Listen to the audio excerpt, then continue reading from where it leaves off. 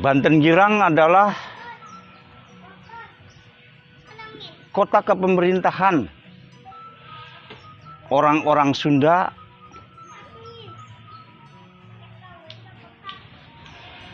pada tahun 932 yang didirikan oleh Prabu Jaya Bupati hingga pada saat ini masyarakat Banten tidak mengenal ibu kota kepemerintahan leluhur orang-orang Sundanya sendiri. Sehingga yang dikenal Banten, Banten Lama, ya, Serang. Padahal Banten Girang sendiri tidak ada nama Banten Girang. Dulu pada tahun 932 itu namanya Banten Girang, ibu kota kepemerintahan yang dinamakan Kerajaan Tatar Sunda. Wilayah kekuasaannya ke timur sampai Cipamali, ke barat sampai Lampung. Ada lautan yang dinamakan Selat Sunda. Karena Banten Girang ini adalah ibu kota kepemerintahan Sunda. Dulu tidak dikenal nama Banten Girang. Tidak dikenal nama Banten. Dulu mengenal kerajaan Tatar Sunda. Wilayah kekuasaannya orang-orang Sunda. Di Banten Girang ini ibu kota kepemerintahan, ibu kota pemasaran, ya, ibu kota pemasaran perdagangan dari kerajaan Cina ke kota Pasundan yang dinamakan kerajaan Tatar Sunda. Nah, sebelum dari ada kerajaan, negara Tatar Sunda ini sudah terkenal, ya, sudah terkenal buminya melimpah ruah kemakmurannya. Di antaranya ada satu harta kekayaan Sunda yang dinamakan ladanya ini.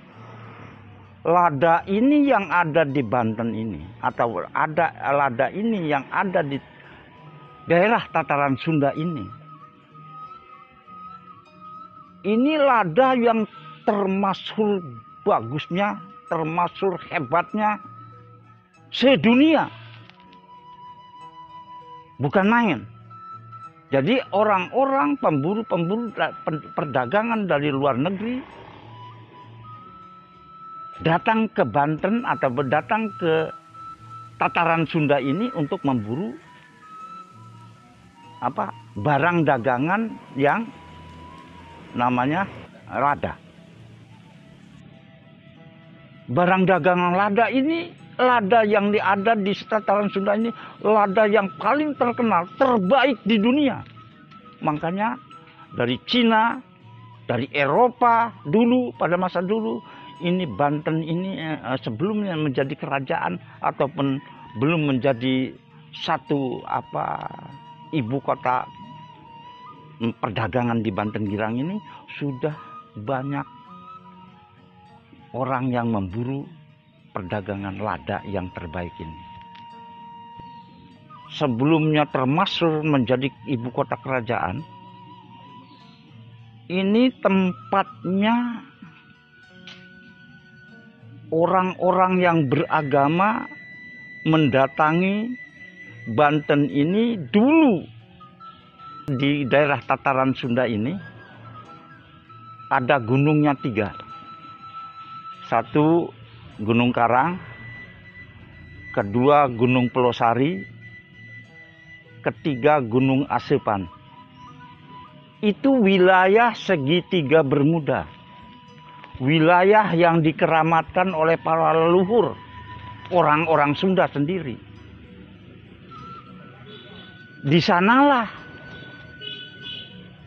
ada arca Ganesha, ada arca Siwa, ada arca, banyak arca-arca yang dibikin oleh para leluhur-leluhur kita. Sebelumnya ada agama. Tersohorlah agama. Yang pertama diturunkan di Banten ini di tataran Sunda dulu, sehingga di sini didatangi banyak orang karena keamanan wilayah Banten, wilayah tataran Sunda ini perlu keamanan karena didatangi oleh para agama-agama yang ada di dunia ini. Banyak yang mendatangi bertapa di Gunung Pulau Sari itu dulunya, sebelum di dunia ini ada petapa-petapa di tataran Sunda ini. Pertama kali orang yang mengenal Tuhannya.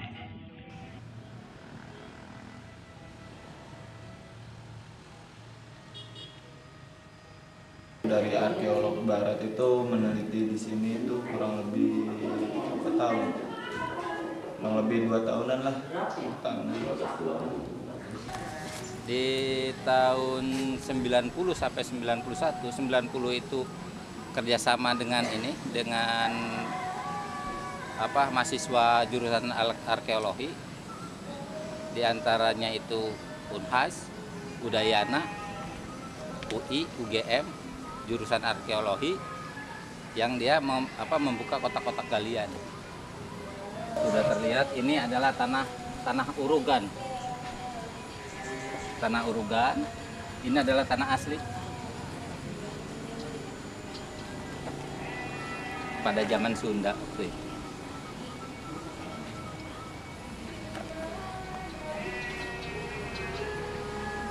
Dulu di permukaan itu banyak sekali yang namanya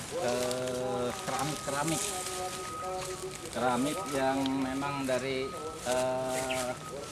zaman dinasti Sung. Nah, seperti ini. Nah,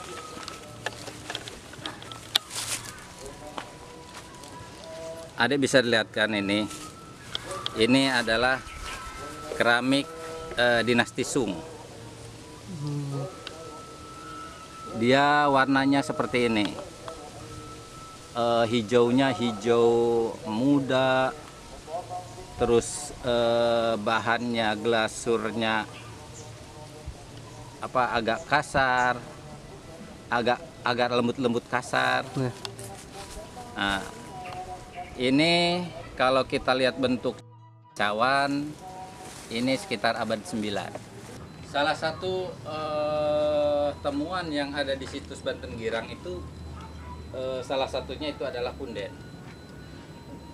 Punden ini terbentuk kotak, itu terbuat dari batu-batu yang memang tersusun secara kotak. Ini dulu fungsinya itu sebagai tempat menjaga.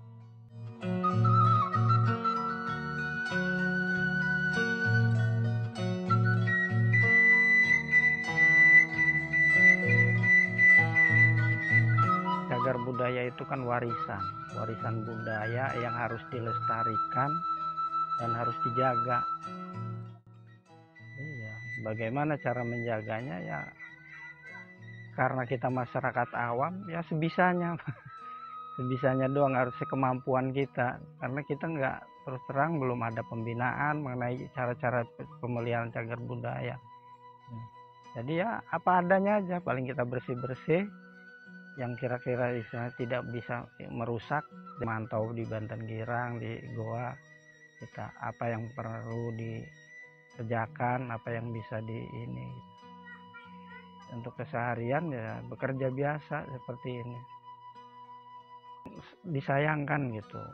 Sayangkannya apa? Kita waktu itu kan kayak punden itu tadinya kan utuh.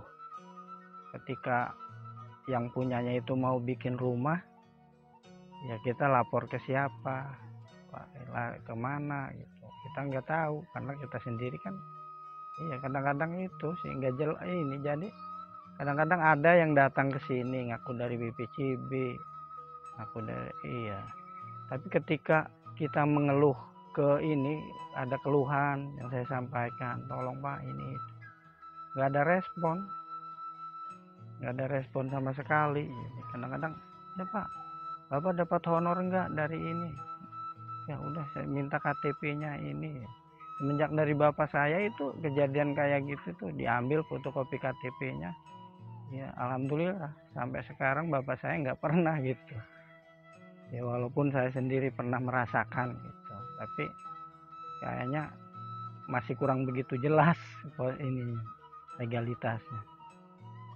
Keinginan saya itu ada dibuka gitu, sampel dibebaskan itu tanahnya, biar kalau ada pengunjung yang melihat tidak hanya sebatas melihat foto, tapi buktinya ada gitu. Kepengennya gitu. Jadi ketika ya orang-orang mengunjungi itu bisa melihat Banten Girang, bisa melihat goa, bisa melihat punden, terus bisa melihat galian yang terpampang di museum. Jadi tidak hanya melihat fotonya aja, tapi ada faktanya.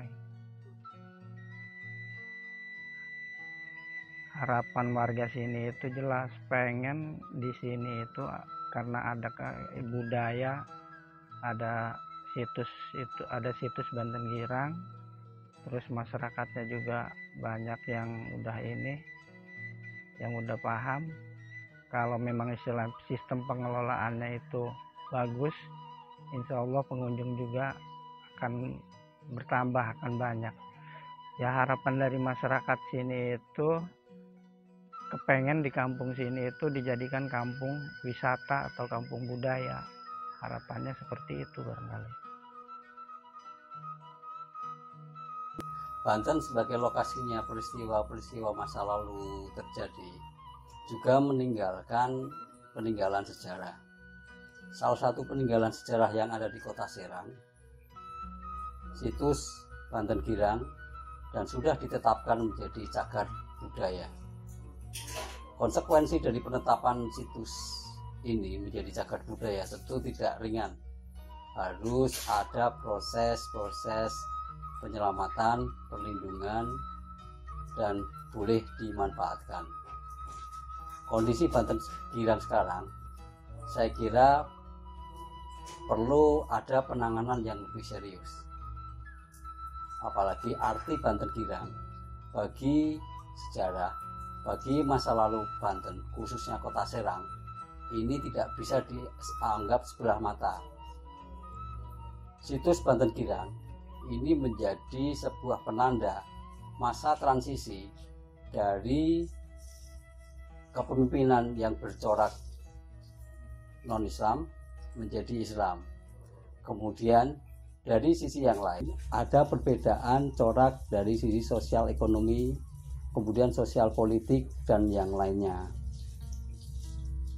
Dari sini bisa kita pahami bahwa situs Banten Girang punya arti besar dalam memahami masyarakat Banten yang sekarang kita ketahui sedang mencari jati diri di usia 20 tahunnya. Ada komunitas-komunitas yang sedang bergerak untuk menjadikan Banten Girang sebuah wahana belajar, sebuah tempat belajar. Saya kira ini upaya yang bagus, upaya yang perlu didukung bersama. Karena apa? Sebuah situs atau cagar budaya tidak bisa hanya dijaga oleh sebuah institusi. Perlu adanya sinergi antar stakeholder yang ada. Ada komunitas, ada kampus atau akademik, kemudian ada kantor atau instansi yang terkait, dan tentu juga ada, kalau misal perlu, adalah corporate atau perusahaan yang peduli dengan cagar budaya. Saya kira 4 komponen ini kalau bersinergi bisa menjadikan Banten Girang tidak hanya sebagai peninggalan yang hanya untuk masa lalu, tapi juga bisa menjadi bahan belajar masa sekarang dan masa yang akan datang.